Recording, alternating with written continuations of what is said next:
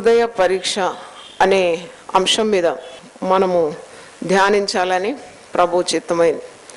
ఈరోజు మరి హృదయ పరీక్ష 3వ ప్రసంగంలో నీ హృదయంలో మరి దేవుని ప్రేమ ఉన్నదా? నువ్వు దేవుని ప్రేమ కలిగి ఉన్నావా? Weather your heart is filled with the love of God. చాలామంది హృదయాల్లో ప్రేమ లేదు, వారి జీవితాల్లో ప్రేమ లేదు. మనకు అర్థమైపోతుంది అట్టి వ్యక్తులను చూసినప్పుడు. వారి కుటుంబాల్లో దేవుని ప్రేమ కనబడదు, పరిచర్యలో ప్రేమ మనం చూడం, సేవలో ప్రేమ ఉండదు, మరి సంఘాల్లో ప్రేమ కరువైపోయింది. పరిశుద్ధ గ్రంథంలో ఈ మాట మరి మత్తయి సువార్త 24:12 ఉంది. అంత్య దినములలో మరి అక్రమము విస్తరించును గనుక అనేకుల ప్రేమ చల్లారిపోతుంది. అంటే మనం అంత్య దినాల్లో ఉన్నాము, ప్రేమ చల్లారిపోతుంది. చూడండి, మానవుల మరి ఎడల ప్రేమ, వారి మధ్యలో ప్రేమ మనకు కనబడడం లేదు. సిలువ ఆకారాన్ని మీరు ధ్యానించినప్పుడు భూమి మీద ఉన్న నీకు దేవునితో ఉన్న బంధం, మరి అది నిలువు కొయ్య, ఆ అడ్డుకర్ర మరి నీకు తోటి విశ్వాసికున్న బంధమై ఉన్నది. దేవునికి స్తోత్రం. యేసు ప్రభు, నువ్వు నన్ను ఎంత ప్రేమించినావు అంటే సిలువలో ప్రభు ఏమంటాడు, ఇదో ఇంత ప్రేమించినాను, నిన్నింత ప్రేమించినాను కదా. కొన్ని పటాలు మనం ఇంత ప్రేమించినాను, లేక ఇంత ప్రేమించినాను కదా, ఇంత ప్రేమించినాను దేవుడా. ఒకసారి చూపెట్టండి, ఎంత ప్రేమించినాడు, ఇంత ప్రేమించినాడు. కుడికి ఎడమకు తన చేతులు చాపి, ఇదిగో బిడ్డ నేను ఎంత ప్రేమించినాను. ప్రభు మనల్ని ఎంత ప్రేమించినాడో అలాగే మనము మరి తోటి విశ్వాసులను అలాగే ప్రేమించడానికి బదులమై ఉన్నాం. అన్యులను కూడా ప్రేమించాలి. నువ్వు ప్రేమించి వారి ఆత్మలు నశించక నువ్వు సువార్తను చెప్పాలి. మరి ఈరోజు మనం హృదయ పరీక్షలో మన హృదయాలు ప్రేమ ఉందా? మన హృదయంలో ప్రేమ కలిగి ఉన్నామా? Whether we have love in our hearts. ప్రేమ మన హృదయంలో లేకుంటే మన భక్తి జీవితం అంతా కూడా నిష్ప్రయోజనం అని. ప్రేమ లేని వాడు వ్యర్థుడు అని 1 కొరింథీ 13 చూస్తున్నాం. ఈ 1 కొరింథీ 13 ఎవరు రాసినారు అంటే పౌలు భక్తుడు, భక్త కోటికి అపోస్తలుడైన పౌలు రాసిన కొరింథీ పత్రిక. మరి 13 1 కొరింథీ 13 ప్రేమ కొరకే ఒక అధ్యాయం కేటాయింపబడి ఉంది. ఆ అధ్యాయం ఒక్కసారి చూడండి.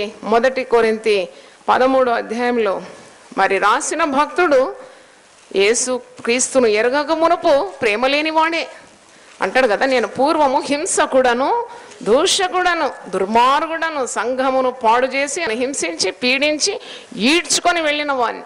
అంత కఠినుడు యేసు ప్రభువును మరి రక్షకునిగా స్వీకరించిన తర్వాత జీవితం మారిపోయింది. ప్రేమ ప్రేమ ప్రేమ అంటున్నాడు.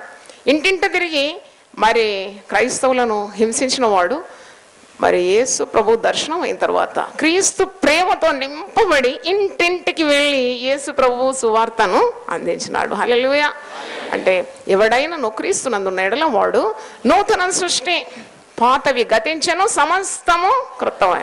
పాత జీవితము ప్రేమ లేని జీవితం. కానీ యేసు ప్రభువును అంగీకరించిన తర్వాత నీ హృదయము ప్రేమతో నిండిపోవాలి. Your heart should be filled with the love of Jesus. హల్లెలూయా. కనుక నువ్వు ఏ పని చేసినా దాంట్లో ప్రేమ ఇమిడి ఉండాలి. ఆ ప్రేమ లేకుంటే మరి అది వ్యర్థమని 1 కొరింథీ 13 చూస్తున్నాము. 2 ప్రవచించు కృపావరము కలిగి మర్మములన్నీ జ్ఞానవంతు ఎరిగిన వాడనైనను, కొండలను పెకలింపగల పరిపూర్ణ విశ్వాసము గలవాడనైనను ప్రేమ లేని వాడనైతే నేను వ్యర్థుడను. Useless if you don't have love of God. అందుకే ఈరోజు వర్తమానాన్ని విన్న తర్వాత ప్రతిదినమును ప్రార్థించాలి. దేవా, పరిశుద్ధాత్మ ద్వారా నా హృదయంలో నీ ప్రేమను కుమ్మరించు ప్రభువా, కుమ్మరించు ప్రభువా. ప్రేమ నా హృదయంలో ఉండాలి. ప్రేమ లేకుంటే నేను వ్యర్థుడను. 1 మనుషుల భాషలతోనూ దేవదూతల భాషలతోనూ నేను మాట్లాడినను, ప్రేమ లేని వాడనైతే మ్రోగెడు కంచును గణగణలనాడు తాళమునై ఉందును. ప్రవచించు కృపావరం కలిగి మర్మములన్నీ జ్ఞానమంతి ఎరిగిన వాడనైనను, కొండలను పెకలింపగల శక్తి గల వాడనైనను నేను ప్రేమ లేని వాడనైతే వ్యర్థుడను. చాలామంది భాషావరం అడుగుతారు, భాషలు ఉంటేనే పరిశుద్ధాత్మ అంటారు. అది నేను నమ్మను. భాషలు అంటే దేవునితో మాట్లాడుతున్నావు అంతే. నువ్వు భాషలు వేల కొలది భాషల్లో మాట్లాడినా నీ హృదయంలో ప్రేమ లేకుంటే వ్యర్థం. అందుకే నువ్వు ఏం అడగాలి? ప్రేమను అడగాలి. దేవునికి స్తోత్రం.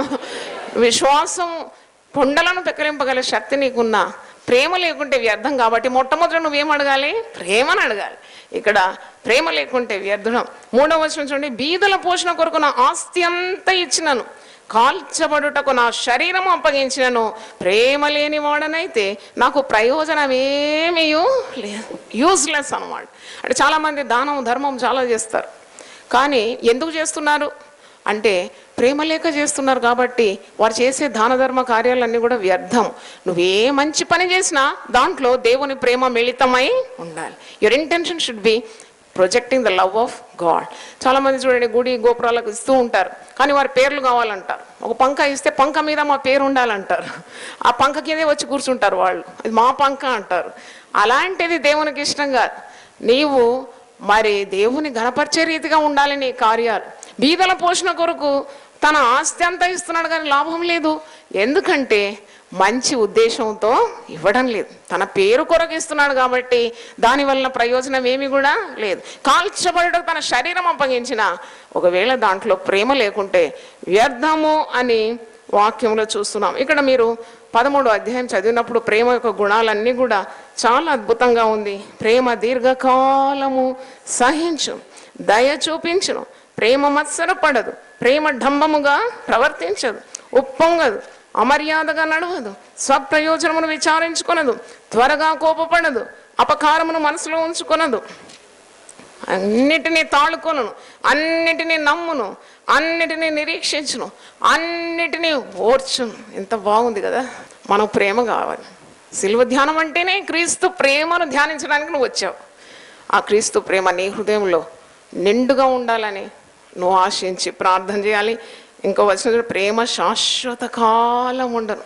వాట్ ఈజ్ ఇటర్నలీ ఫౌండ్ అంటే నువ్వు ప్రేమ శాశ్వత కాలం ఉంటుంది. ఇవన్నీ గతించిపోతుందంట. ప్రవచనములైన నిరర్థకం అయిపోతుంది, జ్ఞానం అయినా నిరర్థకం అవుతుంది. మనుషులు దేవదూతల భాషల్లో మరి మాట్లాడినా అవి కూడా నిలిచిపోతాయంట, కానీ ప్రేమ శాశ్వత కాలం ఉంటుందని. చివరి వచనం చూడండి, 13వ వచనం, కాగా విశ్వాసము, నిరీక్షణ, ప్రేమ ఈ మూడు నిలుచును, వీటిలో శ్రేష్టమైనది ప్రేమ. హల్లెలూయా. చేతులెత్తి హల్లెలూయా చెప్పండి. ఈ ప్రశస్తమైన సమయం, నేను అన్నాను కదా, ఇది అద్భుతమైన గడియలు అనమాట. ఉదయకాలం దాంట్లో నువ్వు వస్తున్నావు, నీకు లేనివి దేవుని దగ్గర అడిగి పొందుకోవాలి.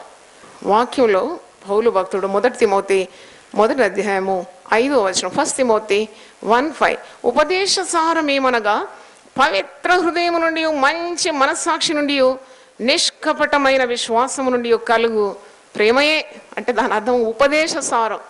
ఈ పరిశుద్ధ గ్రంథంలో ఉన్న ఉపదేశ సారం అంతా కూడా ఒక్క మాటలో చెప్పాలంటే ప్రేమ. అది పరిశుద్ధమైన హృదయం నుండి, మంచి మనస్సాక్షి నుండి, నిష్కపటమైన విశ్వాసం నుండి ఉద్భవించే ప్రేమని. ఒక వ్యక్తిలో భక్తి ఎంతుంది అని నీవు మరి తెలుసుకోవాలంటే వారి ప్రేమ ప్రవర్తన ద్వారా నీకు అర్థమైపోతుంది వీరు చాలా భక్తి పరులని. కనుక ప్రేమ చాలా ముఖ్యం. ఏ పనిలోనైనా ప్రేమ. కుటుంబంలో ప్రేమ లేకుంటే ఆ కుటుంబం ఎలా నిలుస్తుంది? చూడండి, ఎన్నెన్నో మరి మనస్పర్ధల్లో రావచ్చు కుటుంబంలో. వెంటనే దాన్ని క్షమించి ప్రేమించి చక్కగా కుటుంబాన్ని కట్టుకుంటూ వెళ్తారు దేవుని భయం ఉన్నవారు, దేవుని శక్తి కలిగిన వారు. కానీ మరి ప్రేమ లేకుంటే వెంటనే జగడములు, కలహములు, కయ్యాలు, మరి విడిపోవడం, ఇవన్నీ కూడా జరుగుతుంది. 1 యోహాను 4వ అధ్యాయం 10వ వచనంలో, మనము దేవుని ప్రేమించమని కాదు, తానే మనల్ని ప్రేమించి మన పాపములకు ప్రాయశ్చిత్తమై ఉండుటకు తన కుమారుని పంపెను. దేవుడు లోకమును ఎంతో ప్రేమించినాడు కాబట్టి తన ఏకైక కుమారుడైన క్రీస్తును, యేసు క్రీస్తును ఈ లోకానికి పంపినాడు. దీని ద్వారా దేవుని ప్రేమ మన యందు ప్రత్యక్షపడుతుంది. దేవుని ప్రేమ సంపూర్ణమవుతుందని వాక్యము సెలవిస్తుంది. కనుక సిలువను ధ్యానిస్తూ ఉన్నప్పుడు ప్రేమ అంటే ఏమో నీవు తెలుసుకోవాలి. దానికంటే మించిన ఒక మాట ఉంది, దేవుడే ప్రేమ స్వరూపి అయి ఉన్నాడు. హల్లెలూయా. God is love. మరి దేవా దేవా దేవా ప్రభువా ప్రభువా అని మొరపెట్టి నీ హృదయంలో ప్రేమ లేకుంటే దానివల్ల ఏమీ ప్రయోజనం లేదు. వాక్యంలో ఉంది కదా, ప్రేమ లేనివాడు దేవుని ఎరగనివాడు. నువ్వు ప్రేమ కలిగితే దేవునిలో నిలిచి ఉన్నావని, లోకానికి చాటిస్తున్నావని మనం తెలుసుకోగలం. పగ ఎప్పుడు కూడా కలహాన్ని రేపుతుందంట, కానీ ప్రేమ దోషములన్నిటినీ కప్పుతుందంట. చప్పట్లు కొట్టి దేవుని స్తుతిద్దాం. హల్లెలూయా. పగ, ఈర్ష్య, మరి ఆ కోపము, ఆగ్రహము, ఇవన్నీ హృదయంలో అసలే దానికి చోటు ఇవ్వకూడదు. దాన్ని వెళ్ళగొట్టేయాలి అంతే.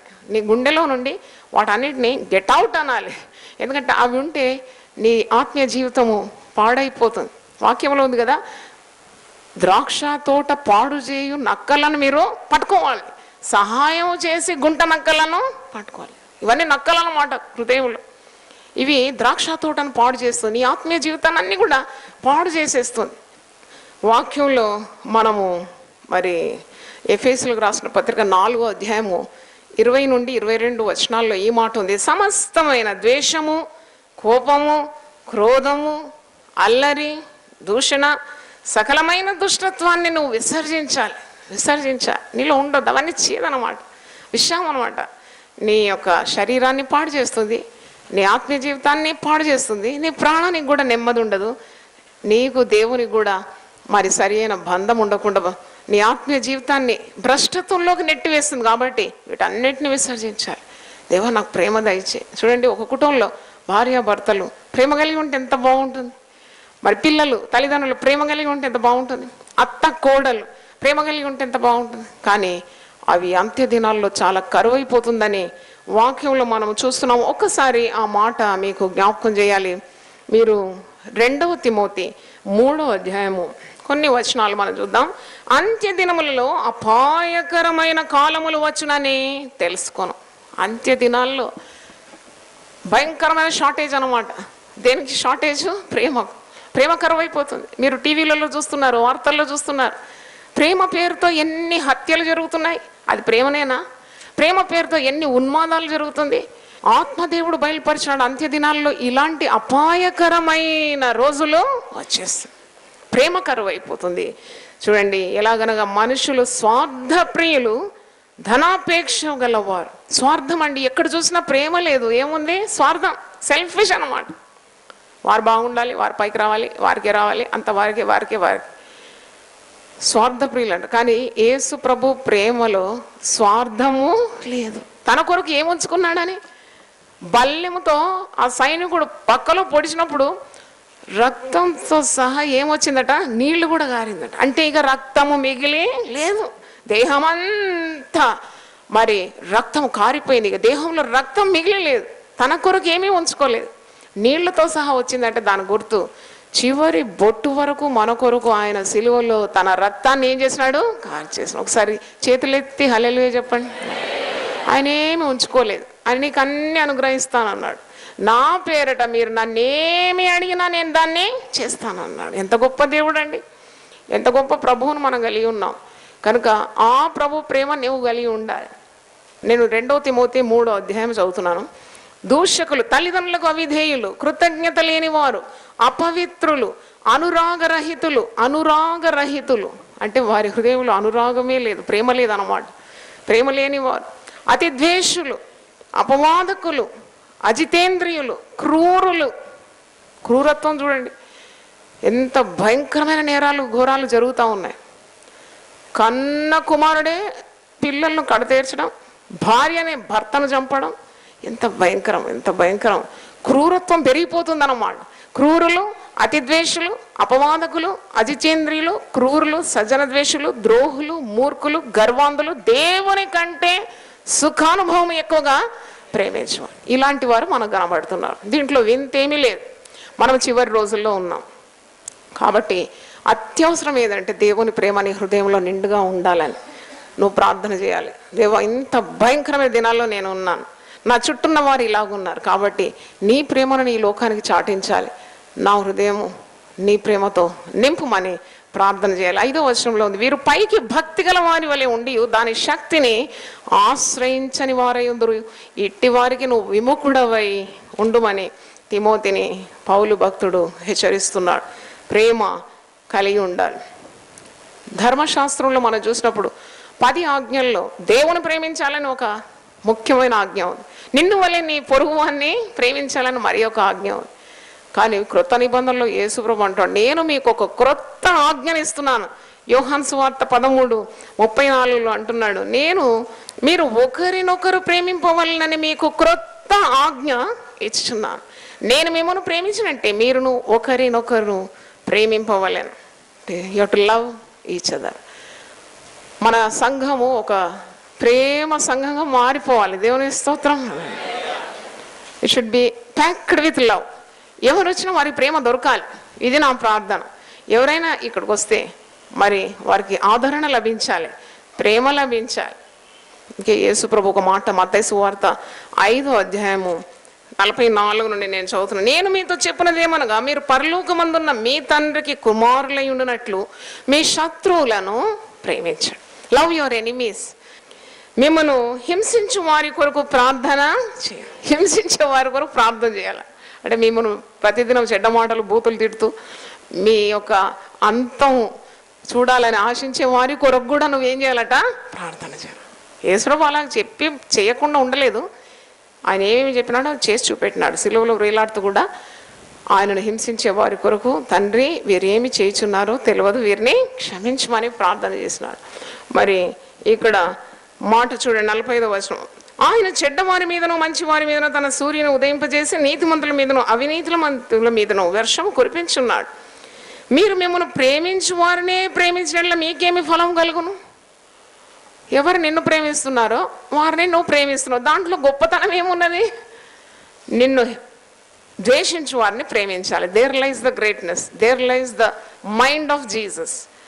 నిన్ను ద్వేషించే వారిని ప్రేమించేది అదే పరిశుద్ధాత్మ శక్తి. హల్లెలూయా.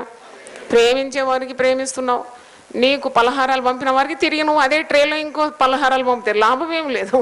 నీకు నమస్కారం చేసిన వారికి నువ్వు తిరిగి నమస్కారం చేస్తున్నావు. నేను ఒక సహోదరుని అడిగినాను, ఏంటి అంత సీరియస్గా ఉన్నావు, ఎవరిని చూసినా విష్ చేయడం లేదు. నాకు చాలా మనసులో చాలా బాధ ఉందండి, ఎవరిని చూసినా నాకు ఇష్టం అవుతలేదు, నేను ఎవరికి ప్రైజ్ ది లార్డ్ చెప్పాను. అయ్యో దేవా అంటే యేసు ప్రభు బిడ్డనే కానీ హృదయము ద్వేషంతో నిండిపోయిందన్నమాట. అది ఆమెకే కీడు. వ్యసనం ఎప్పుడు కూడా నీ దేహాన్ని పాడు చేస్తుంది. వ్యసన పడకుము, అది కీడుకు కారణం. వ్యసనం తొలగించుకోవాలి, ద్వేషం తొలగించుకోవాలి, ఈర్ష్య తొలగించుకోవాలి, విసర్జించాలని మాటికి వాక్యంలో శుద్ధ హృదయం కావాలి. దావీదేమని ప్రార్థిస్తాడు, దేవా నా యందు శుద్ధ హృదయము కలగజే, క్లీన్ కాన్షియన్స్. ఆ నిర్దోషమైన మనస్సాక్షిలో దేవుని ప్రేమ నింపుమని నువ్వు ప్రార్థించాలి. శత్రువుల కొరకు ప్రార్థన, హింసించే వారి కొరకు ప్రార్థన. మరి ప్రేమించే వారిని ప్రేమించడం కాదు కానీ ద్వేషించే వారిని కూడా ప్రేమించడానికి ఉన్న శక్తి. మరి ఒక మాట 47వ వచనంలో ప్రభు అంటున్నాడు, మీ సహోదరులకు మాత్రం వందనం చేసినట్లు మీరు ఎక్కువ చేయుచున్నదేమి? అన్య జనులు అలాగ చేయుచున్నారు కదా. మీ పరలోకపు తండ్రి పరిపూర్ణుడు గనుక మీరును పరిపూర్ణులుగా ఉండేదారు. మనం ఎవ్వరం పర్ఫెక్ట్ కాదండి అని మనం అంటాం కదా, మనం ఎవ్వరం పరిపూర్ణులు కాదు. కానీ పరిపూర్ణులు అవ్వడానికి దేవుడు మనల్ని మరి అలాగూ సిద్ధపాటు చేస్తాడట. ఆయన perfect. Father in heaven is perfect, so you also can be perfect అంటున్నారు. పరలోక తండ్రి పరిపూర్ణుడు కనుక ఆ పరిపూర్ణతలోకే ఉండాలి మన అడుగులు కూడా. ఆయన శిరస్సు మట్టుకు ఎదిగే రీతిగా మనల్ని ఆశీర్వదిస్తాడు. దేవునికి స్తోత్రం. హల్లెలూయా. కనుక ఈ ఉదయకాలము నీవు దేవుని కృపను అడగాలి. రోమీలకు రాసిన పత్రిక 5:5 ఉన్నట్లు పరిశుద్ధాత్మ ద్వారా ప్రభువా మరి నాకు నా హృదయంలో నీ ప్రేమను కుమ్మరించుమని ప్రార్థించాలి. ప్రేమలో వేరుపారి, క్రీస్తు ప్రేమలో మీరు వేరుపారి స్థిరులై ఉండాలని ఎఫెసీయులకు రాసిన పత్రిక 3:18 చూస్తున్నాము. అలాగే మీ ప్రేమ తెలివితో ఉండాలి, సకల విధములైన అనుభవ జ్ఞానముతో మరి కూడి ఉండాలని ఫిలిప్పి 1:11 చూస్తున్నాం. ప్రేమ తెలివితో ఉండాలి అంటే ప్రేమించడం కూడా దైవ జ్ఞానంతో కూడి ఉండాలి. ప్రతి అడుగు కూడా విచక్షణ శక్తితో, వివేచన వరం. 9 వరాల్లో ఒక వరం ఏంటది? వివేచన. అందరు సేవకులని, అందరు మంచివారని మోసంలో పడిపోయేవారు చాలా ఉంటారు. ఎంత మోసంలో చిక్కులో పడుతున్నాం. సిలువ ధ్యాన దినాల్లో మనం మంచి జ్ఞానాన్ని పొందుకోవాలి. దేవునికి స్తోత్రం. మూర్ఖులైన ప్రజల మధ్యలో ఉన్నాం. జీవవాక్యం పట్టుకొని దేవుని ప్రేమతో నింపబడి జ్యోతుల వలె ఏం కావాలంట? ప్రకాశించాలి. అంటే చప్పట్లు కొట్టి దేవుని స్తుతించాలి. హల్లెలూయా.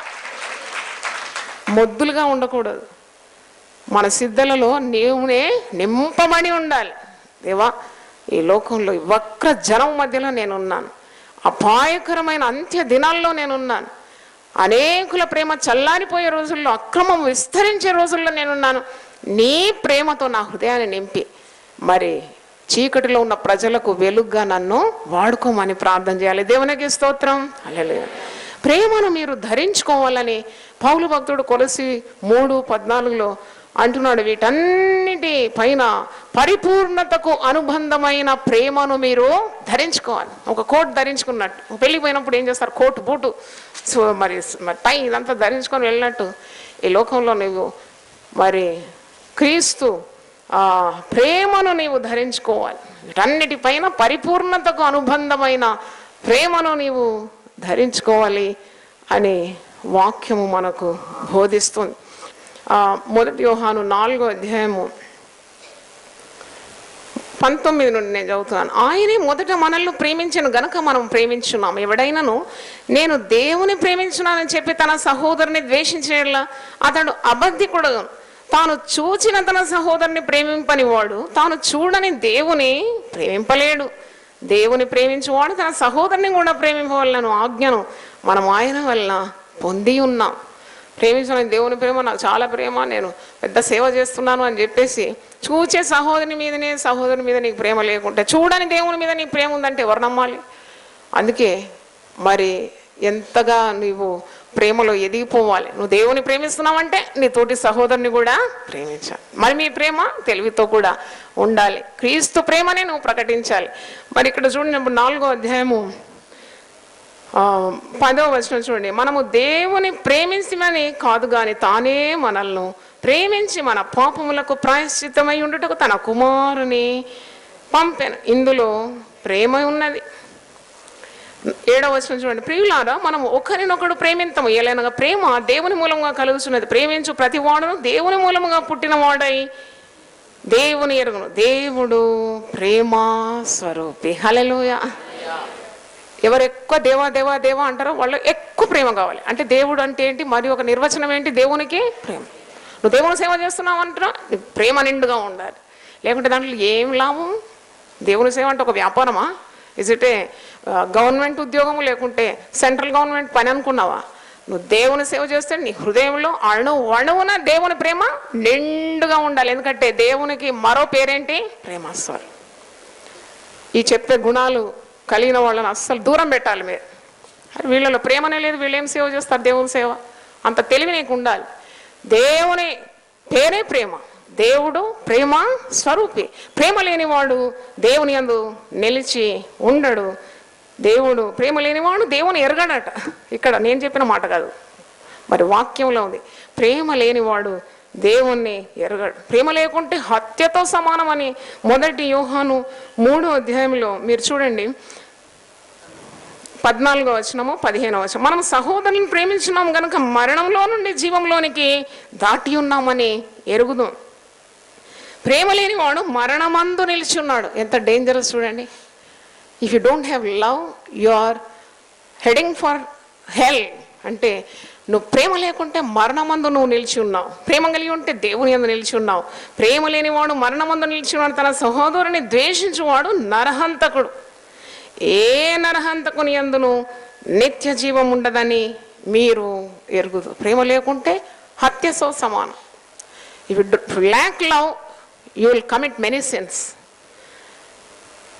ఇది ఆదికాండం 4వ అధ్యాయంలోనే మీరు చూస్తారు. ఇద్దరు సహోదరులు, పేరేంటి? కయీను, హేబెలు. అక్కడ ప్రేమ కరువు అయిపోయింది. సొంత సహోదరుడు, ఒక తల్లి పుట్టిన ఇద్దరు సహోదరులు ప్రేమ కరువు అయినప్పుడు నెక్స్ట్ ఏమైంది? హత్యకు దారి తీసి. ఎంత భయంకరమైన పాపాలు చేస్తామో ప్రేమ లేకుంటే. అందుకే నిత్యము ప్రార్థన చేయాలి. ఏమని ప్రార్థన చేయాలి? దేవా, పరిశుద్ధాత్మ ద్వారా నీ ప్రేమను నా హృదయంలో కుమ్మరించమని ప్రార్థించాలి. దేవుని స్తోత్రం. దేవుడి మాటలు దీవించును గాక. ప్రార్థన చేసుకుందాం. ప్రభువా, నీ పరిశుద్ధ నామమునకు స్తోత్రం చెల్లిస్తున్నాము. హృదయ పరీక్ష అనే 3వ ప్రసంగంలో ప్రభు మీ హృదయంలో ప్రేమ కలిగి ఉండాలని ఆ యొక్క వాక్యము మేము నేర్చుకున్నాము. పరిశుద్ధ గ్రంథంలో నుండి ప్రభువా అనేకమైన మరి భాగాలు ద్వారా మాతో మాట్లాడినావు. మా హృదయంలో ప్రేమ దయచేయండి. ప్రేమ కలిగి ఉన్నట్టుకు ప్రయాసపడడానికి సహాయం దయచేయండి. కృపగల దేవ, మరి దేవుని వాక్యం విన్న ప్రతి ఒక్కరిని కూడా నీ ప్రేమతో మీరు నింపుమని, వారి కుటుంబంలోనేమి, వారి వ్యక్తిగత జీవితంలోనేమి, వారి సంఘ జీవితము, ఉద్యోగ జీవితంలో కూడా ఇతరులతో ప్రేమ కలిగి మరి ప్రవర్తించడానికి సహాయం దయచేయమని, కృపగల దేవ మీరు వారికి మీ ఆశీర్వాదం కుమ్మరించమని ప్రార్థిస్తున్నాను. టీవీ ద్వారా దేవుని వాక్యం విన్న వారిలో కూడా మీ ప్రేమను నింపుమని యేసు పరిశుద్ధ నామములో అడిగి వేడుకుంటున్నాను తండ్రి. ఆమేన్. దేవుడు మనల్ని సమృద్ధిగా దీవించును గాక. ఆమేన్.